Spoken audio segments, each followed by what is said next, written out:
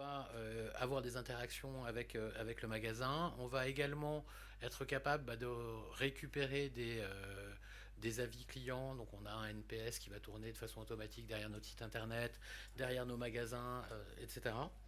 Et on a un certain nombre de scores clients. Le tout arrivant dans une base de données 360 dédupliquée de façon quotidienne. Pourquoi? Parce que on fait du retail, on essaye de créer des occurrences d'achat multicanal, et donc il est hyper important pour nous aussi d'avoir une data toujours propre, surtout quand on va monter des scénarios. Envoyer une communication anti-churn à un client qui est venu il y a 2 jours, c'est pas toujours très propre. En revanche, après, là, on cherche un certain nombre de partenaires, dont Mille Merci, pour aller justement utiliser cette donnée qu'on va avoir en centrale pour être capable d'aller chercher des clients. Que ce soit, alors on le fait en perso sur notre site, mais on va le faire aussi justement, et c'est ce qu'on va voir aujourd'hui au travers de Reactivator, d'un certain nombre de campagnes qui sont loin des campagnes médias pour ceux qui sont dans le digital depuis un petit moment, qu'on a acheté au CPM, où là on va d'essayer d'être le plus smart possible pour aller reconquérir nos clients. Voilà, donc très brièvement, parce que on se connaît déjà souvent. Nous, mille merci, on a 15 ans, on est 500 aujourd'hui. On a travaillé dans 53 pays l'année dernière. Il y a une chose qui nous passionne, qui nous anime, hein, c'est la relation. Et comment est-ce que par le digital, on peut se différencier quand on est une marque ou un retailer. Pour ça, il faut des données et pour ça, il faut du digital. Et donc, c'est ça qu'on va faire dans nos différents bureaux. Effectivement, moi, j'arrive de Palo Alto, pardon pour le jet lag et les absences. On a un bureau à New York, à Londres, à Dubaï et puis une filiale en Asie aussi. On a la chance de travailler pour l'Occitane d'abord, mais aussi pour quelques autres grandes marques, avec à chaque fois un prisme passionnant et j'espère utile pour l'ensemble de nos clients. Ce qu'on veut vous présenter aujourd'hui, je crois que l'enjeu c'est de réfléchir parce que c'est un sujet qui a l'air très appliqué à la réactivation des inactifs. Qui, dans cette salle, est satisfait du comportement de ces inactifs? Probablement personne par définition. Euh, donc on peut prendre comme toujours le sujet par le petit bout de la lorgnette et on peut essayer de prendre un peu de recul et de se demander ce que ça veut dire sur l'évolution finalement du CRM digital. Alors commençons par la réactivation. Pourquoi est-ce que c'est un enjeu clé pour tout le monde? Parce que y a beaucoup d'inactifs, donc beaucoup de bases de données, dans toutes les bases de données, et il y en a même de plus en plus, et on sait de moins en moins ce qu'il faut en faire. L'un des problèmes qu'on rencontre, c'est que pendant des années, on a évacué le sujet de la réactivation, puisque au fond, il était couvert par l'envoi d'emails. Et donc c'était formidable, le monde était très simple, on regardait son CAC et on envoyait des emails tant qu'on pouvait à toutes les adresses qu'on avait en base. Ça c'est fini parce que l'envoi d'adresses email à des gens qui sont inactifs, ça provoque des problèmes de blacklistage, des problèmes de délivrabilité. Et puis ça coûte quand même cher quand on va chercher d'autres canaux sur ces inactifs, ils ne sont pas inactifs pour rien. Donc on est en face d'un problème. On parle de trou noir de l'Internet, c'est-à-dire que dans nos bases de données, celles de nos clients, on voit croître au fond cette masse de gens qu'on ne sait pas très bien, voire pas du tout, adresser. Si on veut le représenter sur ce schéma-là, au fond, on a la récence de visite, la récence d'achat. Vous avez tout un thème autour des acheteurs récents, qui est évidemment le CRM digital. Tout un thème autour des visiteurs récents, qui est celui du retargeting, avec des acteurs français et d'excellence. Et puis vous avez cette part, alors que j'ai exagéré un peu pour les besoins de la présentation, vous me pardonnerez, mais qui est quand même réelle, c'est ce sujet de la réactivation. Et c'est pour ça qu'on a essayé de réfléchir à un produit qui serait juste différent, où on oublierait l'email une seconde, mais on s'adresserait à cette cible-là en particulier, et on irait chercher d'autres canaux, d'autres manières de réveiller ces gens.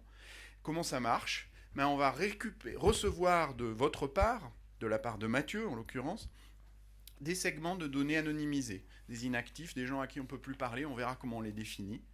On va les onboarder, pardon pour ce terme horrible, mais il est clé. Ça veut dire qu'on va aller trouver des contacts, des identifiants sur d'autres écosystèmes, d'autres manières de parler à ces gens, d'autres identités que l'adresse email. Et on va aller activer ces individus-là sur autant de plateformes qu'on veut. Et donc le sujet d'aujourd'hui, c'est pas de vous dire le RTB c'est génial, regardez le coût d'acquisition du RTB, c'est de prendre un peu de recul et de dire quand l'email n'est plus là, qu'est-ce qu'on peut faire? Et donc, qu'est-ce qu'on peut faire? On peut faire effectivement du programmatique.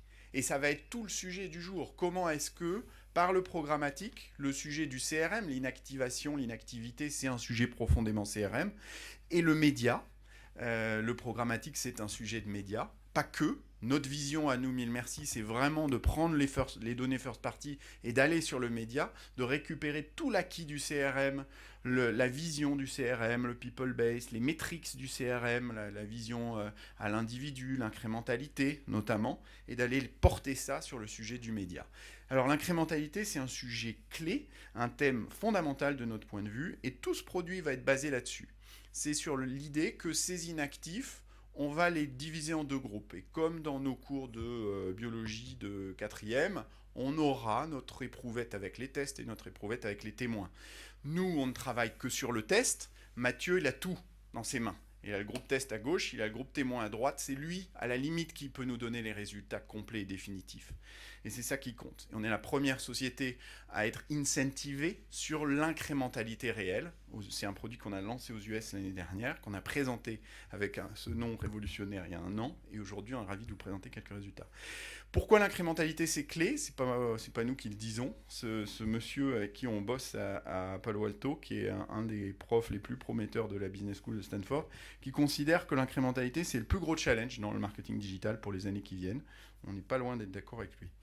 Pourquoi ça change tout, l'incrémentalité?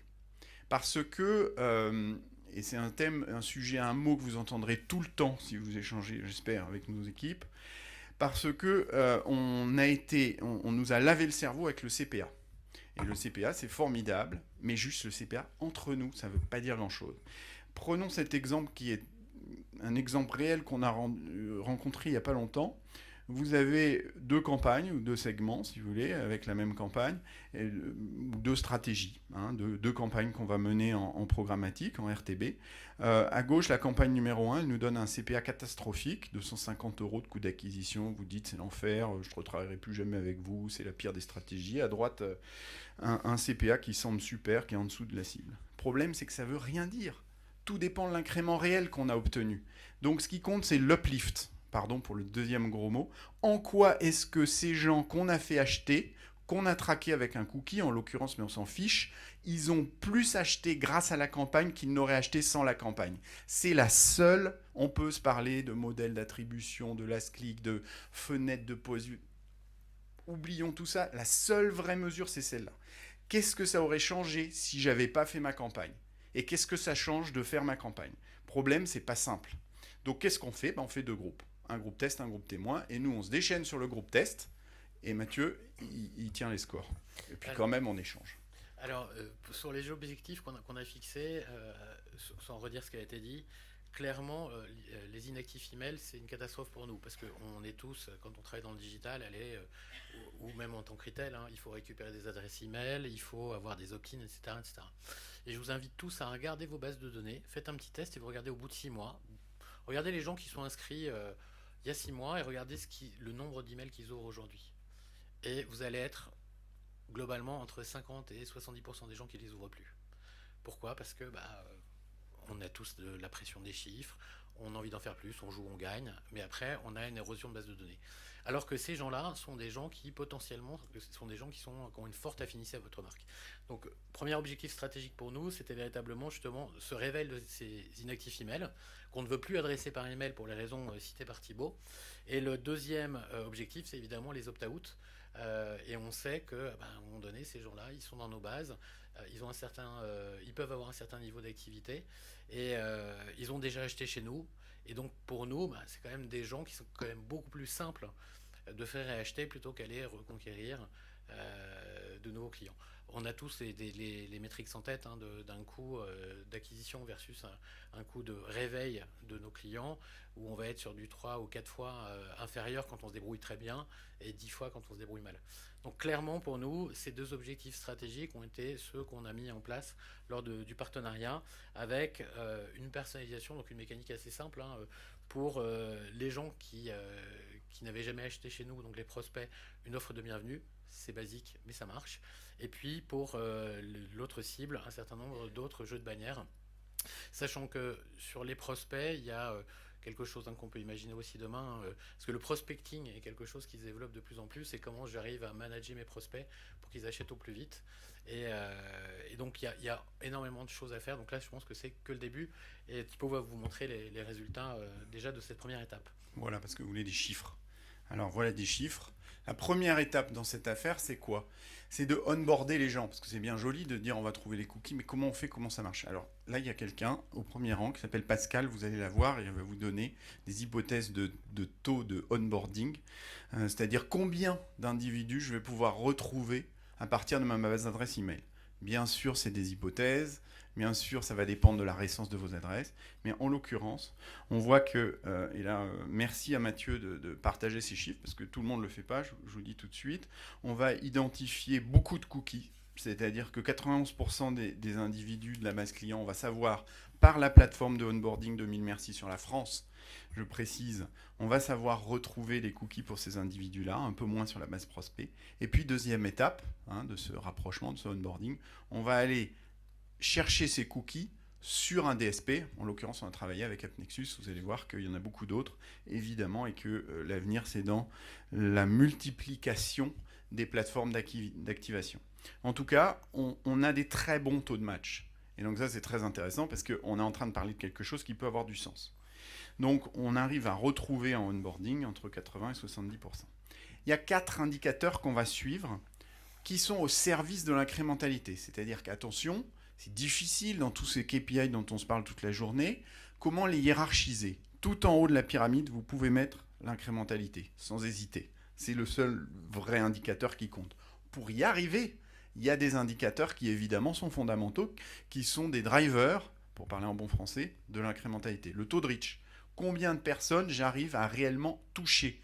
On a vu avec le onboarding combien de personnes j'arrivais à qualifier, combien de personnes maintenant j'arrive à intercepter. Et de plus en plus, on utilise d'ailleurs ce terme d'interception de taux de reach.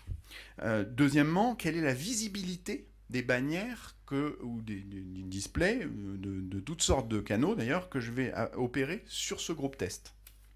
Alors, je passe vite sur les chiffres. L'intérêt, je pense, c'est d'avoir une idée de ces 4 indicateurs clés. Bien sûr, le taux de clic. Mais le taux de clic, c'est qu'un proxy. N'oublions pas que beaucoup des conversions sur le groupe test vont être faites par des gens qui n'ont pas cliqué. C'est une évidence, et puis nous, on sait le mesurer en plus. Donc, c'est très clair.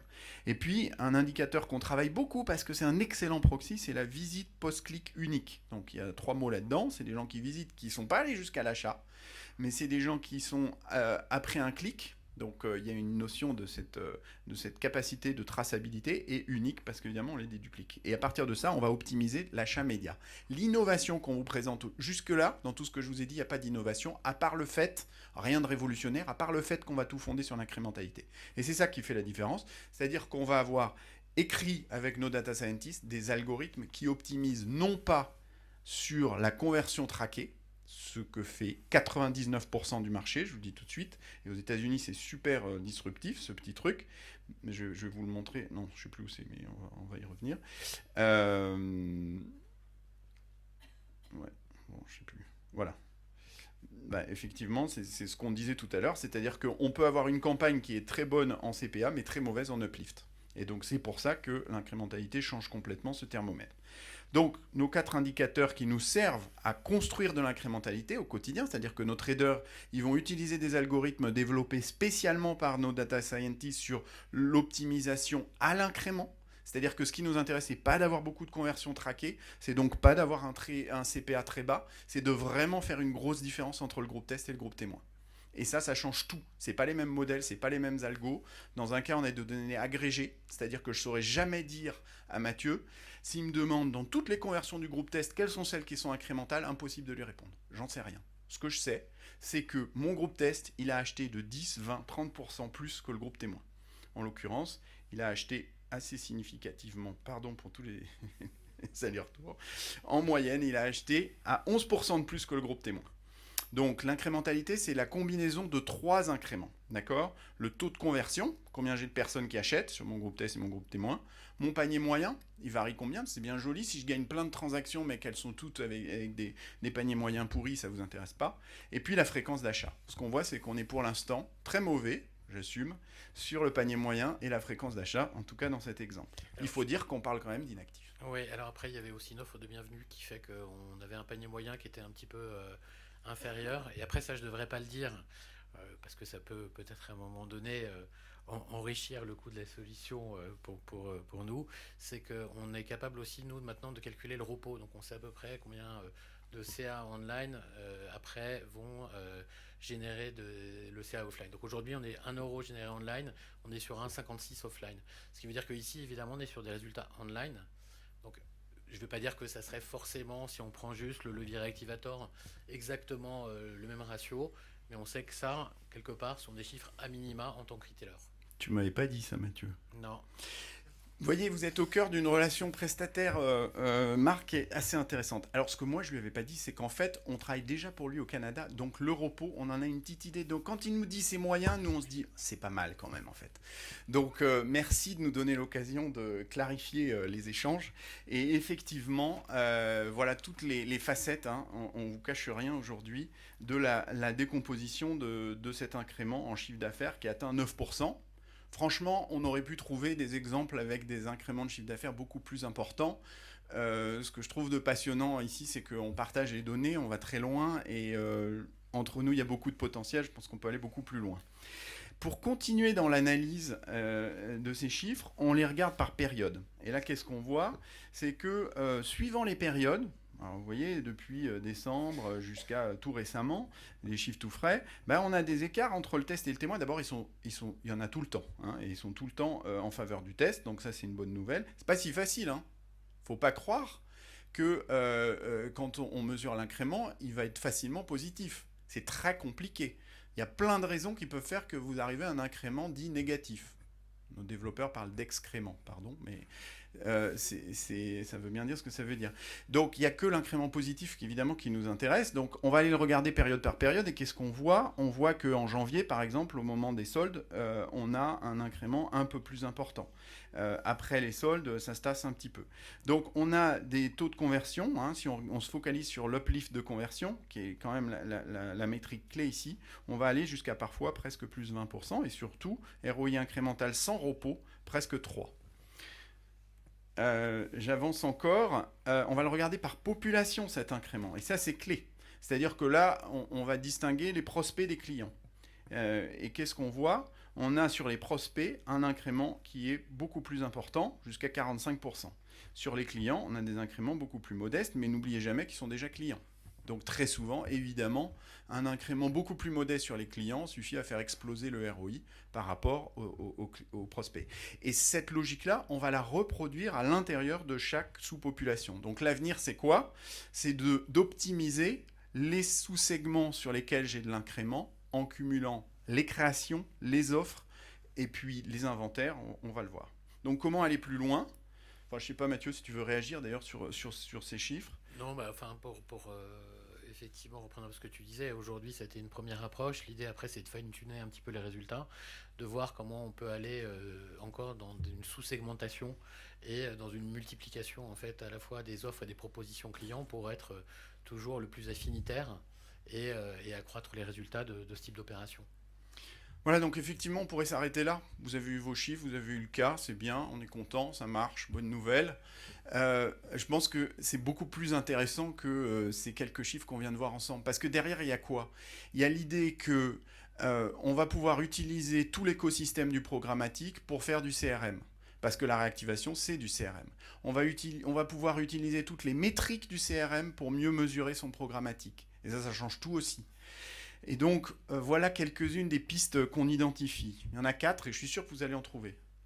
Juste une question, vous n'avez pas parlé de coût, mais vous avez réactivé d'opt-out pendant la campagne, vous savez. Sur les opt-out, on n'a pas mesuré la réoptimisation parce que c'était pas le message principal. C'est pas l'objectif, ouais. C'était pas l'objectif.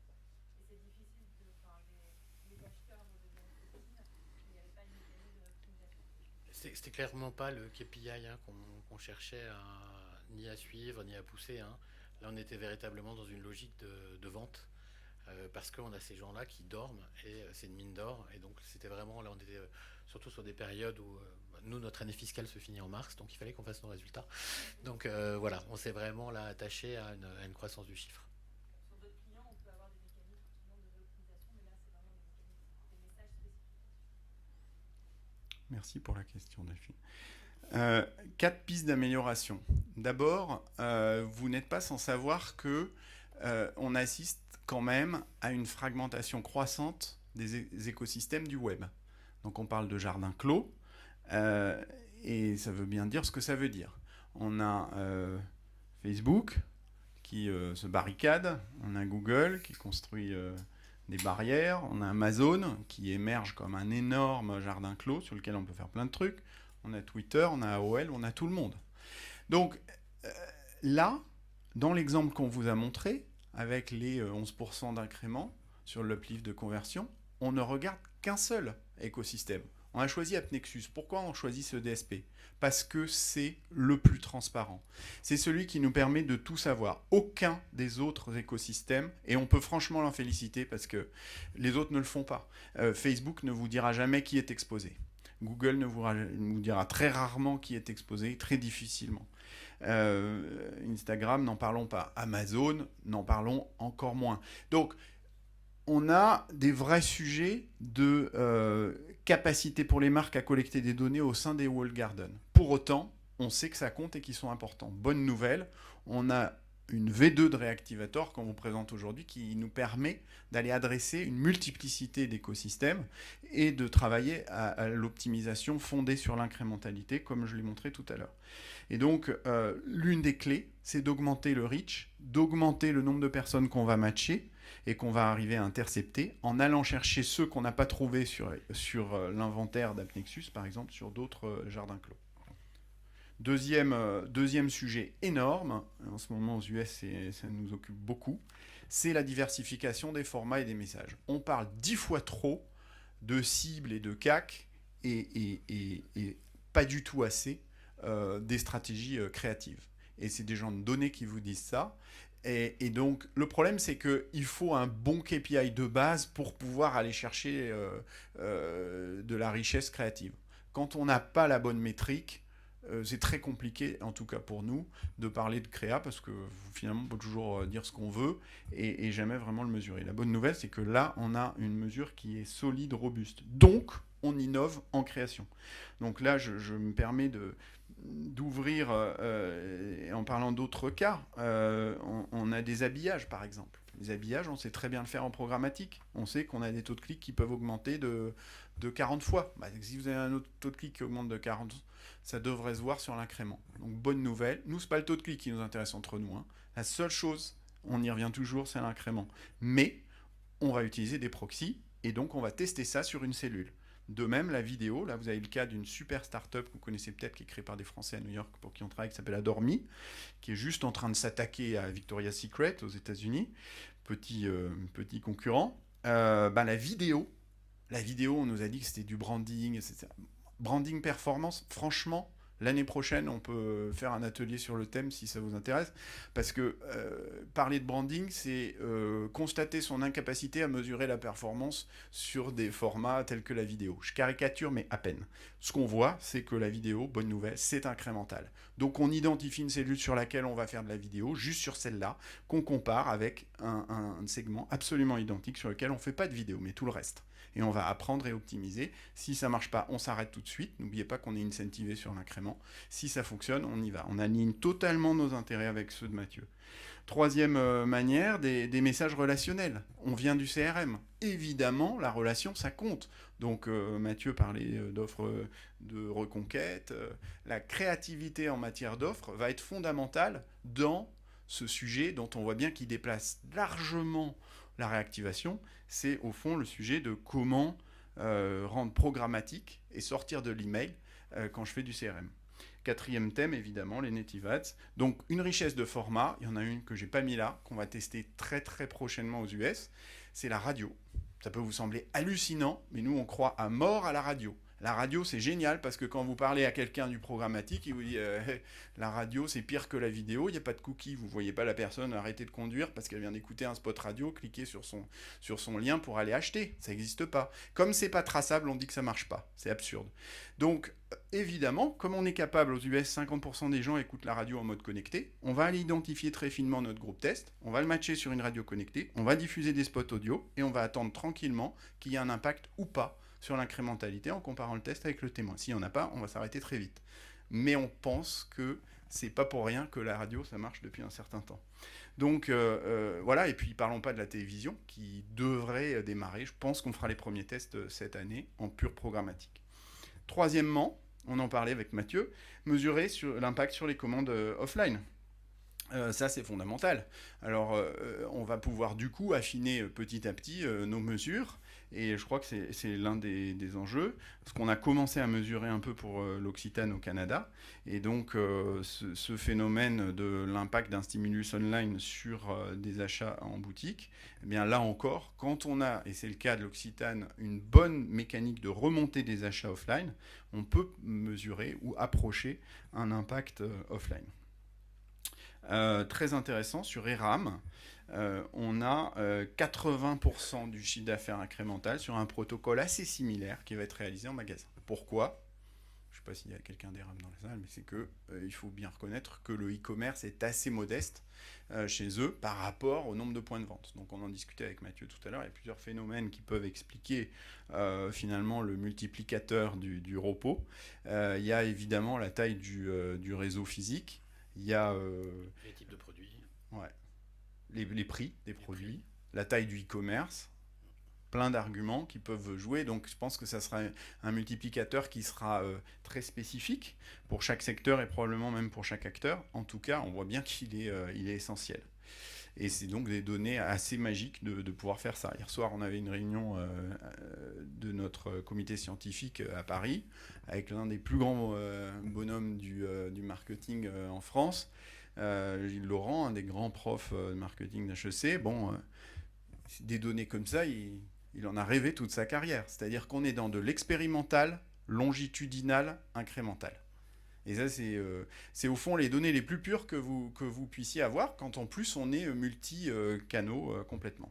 Et pour finir, je pense qu'on peut ouvrir le sujet en disant qu'au-delà de la réactivation, on voit bien que demain, on pourrait parfaitement tester des segments qui ne seraient pas si inactifs, voire même qui seraient très actifs. Et certains de nos clients américains commencent à nous demander ça. Parce que derrière, il y a quoi ?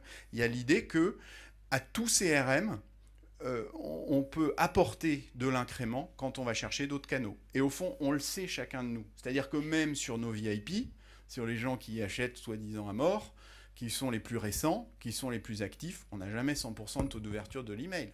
Et on n'a jamais 100% de part de portefeuille. Donc on a de l'incrément qu'on peut aller chercher. Évidemment, il faut y aller avec prudence, parce qu'on peut facilement gaspiller. Mais quand on mesure avec une bonne granularité l'incrément réel, on n'a pas tellement de risques et on est capable assez vite d'identifier quand on est en train de gaspiller du média. Donc là, on a le cas de Hop, qui est un très très joli cas, qui lui a décidé d'élargir, et Pascal pourra en parler mieux que moi, à l'ensemble des populations, et donc pas juste ses clients inactifs. Et on a un ROI qui dépasse les 7 sur l'activation programmatique. Donc je ne parle pas juste de display, je ne parle pas juste de RTB, je parle de programmatique par rapport à une population témoin sur des clients actifs. Et pour terminer, ça c'est un papier de recherche qu'on a présenté à la DMA au congrès Edge très récemment, vous y étiez peut-être. Pourquoi est-ce que ça marche le CRM programmatique ? Pourquoi est-ce qu'il y a de l'impact à aller chercher ? Eh bien parce que beaucoup de gens, on croit qu'ils sont adressés par l'email, mais en fait ils n'ouvrent pas.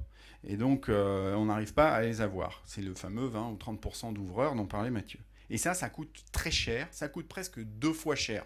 Une première fois parce que on ne touche pas 100% des gens. Une deuxième fois parce que on croit, et toutes les organisations sont comme ça, on croit qu'on adresse les gens parce qu'ils font partie de notre base de données email. Donc on dit, ah bah non, ceux-là, on ne va pas gaspiller quand même. Et en fait, on ne les met pas dans nos plans médias, alors que ces 70% qui sont dans notre base mais qui n'ouvrent pas, c'est les meilleurs. Donc il y a un vrai sujet et ce qu'on voit c'est qu'on arrive à identifier, on a un thésard qui bosse chez nous pour qui en est déjà à 2 ans de thèse et qui est parti pour faire un truc assez canon, qui travaille que sur ça. Donc, l'enjeu, c'est qu'est-ce qu'apporte le programmatique au CRM fondé sur l'email? Réponse, un chiffre, 2,6. En l'occurrence, on arrive à multiplier le reach de l'email par un facteur de 2,6. Donc, prenez vos calculettes. Combien l'email représente chez vous en poids dans vos ventes, quelle que soit votre manière d'attribuer à l'email, et il y a plein de questions là-dessus, on ne va pas rentrer là-dedans, n'empêche que regardez l'impact d'un coefficient multiplicateur, quel que soit votre chiffre, de l'ordre de 2 ou 3, et encore ça c'est un cas, je pense qu'on peut faire plus. Donc ça veut dire qu'au-delà des inactifs, sur chaque programme CRM, sur chaque trigger, il y a un potentiel de valeur très conséquent à aller se faire du mal, parce que franchement c'est pas facile, pour aller chercher ces mêmes personnes sur d'autres canaux en étudiant évidemment les interactions entre les canaux et la coexistence et l'impact de pouvoir toucher des gens sur plusieurs canaux. Et puis il y a ce petit effet qui au fond nous fait tous un peu fantasmer, mais qu'il faut malgré pour le coup relativiser, c'est le fait de toucher quelqu'un qui est déjà touché par l'email, en plus par un autre canal. Et là, on a un incrément, vous le voyez, de l'ordre de 14%. Ce qui est bien. Mais le gros de l'impact du programmatique sur le CRM, ça va être l'augmentation du reach. Et donc, évidemment, le 14% d'incrément est très intéressant parce que c'est sur les meilleurs. Donc 14% d'incrément sur les meilleurs, vous allez me dire que ça fait beaucoup. Et il faut voir dans chaque contexte, effectivement. N'empêche que, et je pense qu'on pourra ouvrir les questions maintenant, le gros du sujet, de notre point de vue, c'est de faire passer l'idée dans vos organisations que CRM différent de email. Et je peux vous dire, ça me coûte cher de dire ça pour avoir fait de l'email depuis des années, comme vous le savez, en CRM. Mais c'est un fait, et maintenant on peut le mesurer. Et on est en train de préparer des protocoles de test, il n'y a pas d'autre mot, d'expérimentation sur plusieurs grandes marques françaises qui sont juste passionnants, où on va travailler, encore une fois, sur du longitudinal, c'est-à-dire se donner un peu de durée. Une campagne, ça ne se mesure pas sur 2 jours, ça n'existe pas. On va travailler sur une vision incrémentale, effectivement. Et on pourra partager les résultats ensemble l'année prochaine, parce que c'est vraiment des très très beaux protocoles qui essayent d'adresser les 4 limites qu'on a mentionnées aujourd'hui. Peut-être pour conclure aussi de mon côté, clairement nous, au même titre que il y a 10 ans on faisait de l'email plus du papier sur des cibles identiques, on voyait que la multiplication des points de contact avait clairement un impact très positif versus des gens à qui j'envoyais aucun email ou qu'un courrier. Aujourd'hui, on est dans un écosystème digital et je pense qu'en plus, quand on est dans une relation qui est plutôt saine, de parler d'incrément, parce que l'incentive à l'incrément, voilà, c'est-à-dire que Thibaut en parlait dans sa introduction, you pay for what you get. Et ce qui est quand même assez important. Et c'est quelque chose sur lequel, nous, en tout cas chez l'Occitane, on va aller de plus en plus. Parce que ça nous permet, nous, d'optimiser nos investissements et d'aller, encore une fois, fructifier les données qu'on a aujourd'hui en base de données. Puis la dernière chose, et puis vraiment on vous laisse la parole, c'est la valeur de l'expérimental et de l'expérimentation. Il n'y a pas mieux. Et pourquoi on ne l'a pas fait? Parce que c'était pas possible de faire des expérimentations grandeur nature avant. Alors ça fait toujours très mal de garder un groupe témoin, parce que tout le monde a envie de dire une fois que je sais qu'un truc marche, j'y vais. C'est vrai. Mais la valeur de la mesure, elle est telle que ça vaut le coup de laisser une population en jachère. Et on commence sur les protocoles qu'on pérennise à faire tourner les populations témoins. C'est-à-dire que on a un groupe qui sert de population témoin pendant 1 mois, 2 mois, et on va calibrer, le terme est essentiel, combien d'investissements je mets sur chaque cellule de mon plan, de mon design expérimental. Et puis au bout d'1 mois, ou 2 mois, 3 mois, je change, parce que j'ai quand même du potentiel à aller chercher sur mes témoins. Et donc on va aller progressivement, évidemment, exposer tout le monde. Mais on garde, on a besoin, tant qu'on n'aura pas trouvé le proxy ultime, et soyons clairs, c'est pas le clic. Tant qu'on n'aura pas trouvé le proxy ultime, on a besoin de se rassurer, d'être totalement transparent avec notre client en gardant un groupe témoin et donc en faisant de l'expérimentation mais avec un gros facteur d'échelle. C'est-à-dire que c'est de l'expérimentation grandeur nature et à grande échelle. Voilà. Pardon, c'était peut-être un peu technique. Je ne sais pas s'il y a des questions. On est dans les temps, en tout cas, donc on a le droit de prendre des questions. On vous a assommé. Oui. Mathieu Cornex et Discout, je voudrais juste comprendre quelque chose. Vous dites que vous avez un nouveau thermomètre qui est meilleur que l'ancien, qui donne la vraie mesure de la température. Après, j'ai ces autres canaux où tous les jours j'investis des milliers et des cents. Si ces canaux-là ne sont pas éligibles au nouveau thermomètre pour l'instant, Hmm. bah, dans la pratique, c'est cool, j'ai une nouvelle mesure, mais si je ne peux pas l'appliquer à mes autres canaux, moi à un moment donné, de façon concrète, je dois décider est-ce que je donne à X et Y ou à Z, et si X et Y, je ne peux pas encore leur appliquer la sainte mesure de voilà, comment je fais dans la pratique quand je vais avoir ces résultats-là pour les comparer. Mer- Dans la pratique, comment on fait? Ouais, merci pour cette question. Essentielle. Donc, clairement, ça serait facile de gonfler les plumes et de dire il n'y a qu'à Faucon, on oublie toute l'attribution. Certainement pas. Je ne suis pas en train de dire on n'est certainement pas mûr pour ça. Maintenant, ce que je vous dis, c'est sur ce sujet-là, et le sujet au sens large de tout ce qui va tourner à vos clients, va tourner autour de vos clients, pardon, on a la chance de pouvoir faire de l'expérimental, du test témoin. On peut le faire. Et donc faisons-le, parce que là c'est une mesure indubitable. La seule chose qui varie entre le groupe test et le groupe témoin, c'est le traitement que nous on opère. Sur le groupe témoin, il y a du search, il y a de l'affiliation, il y a de l'email souvent, il y a plein de choses. Mais la seule chose qui va varier, c'est notre intervention à nous, dans ce cas-là. Maintenant, clairement, et donc ça pose pas de problème d'attribution. C'est-à-dire qu'on n'est pas en train de payer deux fois, puisqu'on regarde juste l'impact réel de ce qu'on a fait nous par rapport à la baseline, ce qui existerait sans nous. Par contre, évidemment, ça fait réfléchir sur tous les autres canaux et la manière qu'on a de les mesurer. Merci d'ouvrir cette piste-là, qui est juste géniale. Alors on le fait en email, en ce moment, avec Mathieu par exemple. Passionnant, pas facile, mais on le fait en email d'acquisition, en email de fidélisation. On le fait sur Facebook, et on travaille avec les équipes de Facebook à Menlo Park sur comment, je ne sais pas s'il y a des gens de Facebook dans la salle, comment mesurer l'impact incrémental d'une stratégie de Facebook Ads. Bon, no comment, très difficile. Enfin, en théorie, c'est facile, parce que Facebook, c'est pareil, hein, ils ont des Facebook ID, ils font... bon, c'est vraiment pas simple, disons-le comme ça. C'est pas simple pour plein de raisons de trouver un vrai incrément, et je pense que Facebook ne pourra pas le faire tout seul. Donc il y a un moment, il va falloir qu'ils ouvrent la boîte noire. Et que si on arrive à trouver des incréments, je peux vous dire que c'est pas comme ça. Donc c'est parce que AppNexus nous donne une bonne transparence de la data.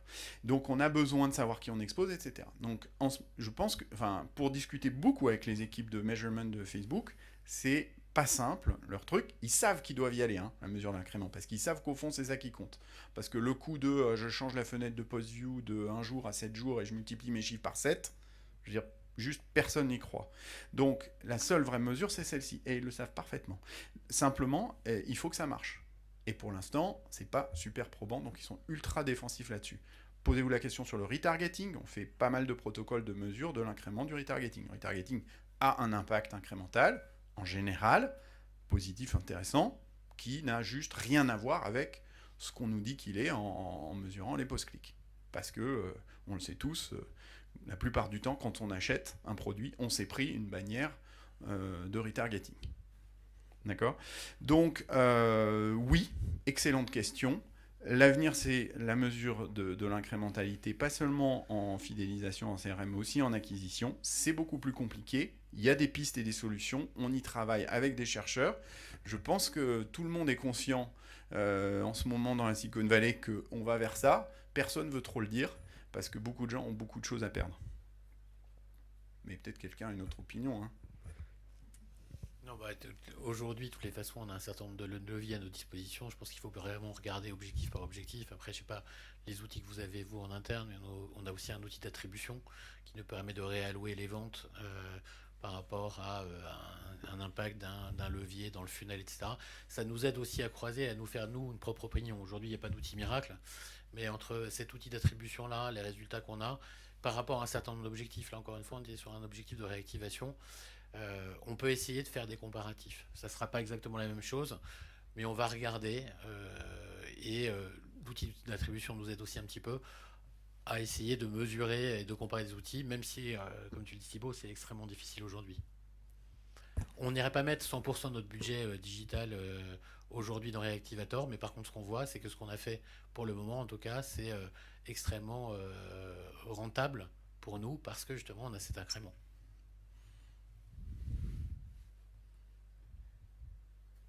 Ouais. Dans les sites inactifs que vous avez testés, et quand vous considérez aussi le repos, est-ce qu'il y a une différence incrémentale entre une cible qui serait magasin, inactif magasin, et une cible inactif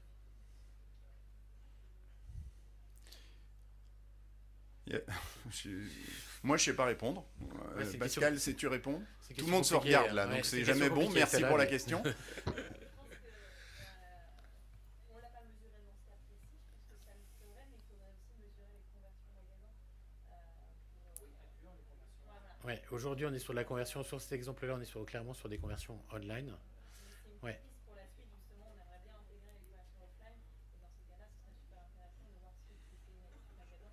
Si on arrive à faire de report Mais on l'a fait sur d'autres marques. Et on arrive, c'est important, les inactifs sans adresse email, à les onboarder aussi, trouver un identifiant et aller les réactiver. Oui, j'ai compris, mais j'en profite pour le dire. Je suis d'accord avec votre question, et c'est un vrai point. On est bon ? Bon, merci infiniment. On a un white paper si ça vous intéresse. On a des cartes de visite si ça vous intéresse. La Bible, quand même, la Bible de tout ça. Et franchement, merci à Mathieu, parce qu'il y a peu de boîtes en France qui sont aussi sensibles à ces thèmes. C'est la mesure de la valeur client, hein, la Customer Centricity, le bouquin de Peter Fader, avec qui on commence à bosser et avec qui Mathieu Ouais, et qui on bosse, l'Occitane travaillent beaucoup. lisez-le. Donc il est dans une fac qui s'appelle Wharton et qui est en train de travailler énormément sur toutes les problématiques de fidélisation, enfin depuis un moment. Hein. Et donc il travaille sur des algos et après il sort un certain nombre de white papers. Et c'est un petit bouquin qui est hyper intéressant, Très bien dans la vie, on Ouais. Paris, par exemple. qui est pas très cher sur Amazon. Merci beaucoup.